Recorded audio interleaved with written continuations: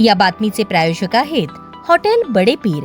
आमचा पत्ता विजापूर वेस आणि दुसरी शाखा जिंदाशाह मदार चौक, सोलापूर. सोलापूर महापालिकेची सर्वसाधारण सभा बुधवारी दुखवटा प्रस्ताव मांडून तहकूब करण्यात आली.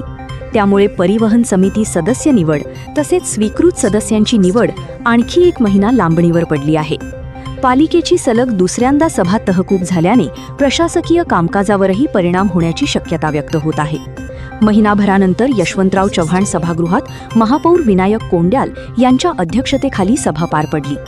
यावेळी उपमहापौर ज्ञानेश्वरी देवकर, अतिरिक्त आयुक्त संदीप कारंजे, नगर सचिव प्रवीण दंतकाळे यांच्यासह पदाधिकारी व अधिकारी उपस्थित होते. सभेच्या सुरुवातीला महापौरांनी दुखवटा प्रस्ताव मांडत विविध क्षेत्रातील मान्यवरांना श्रद्धांजली वाहिली.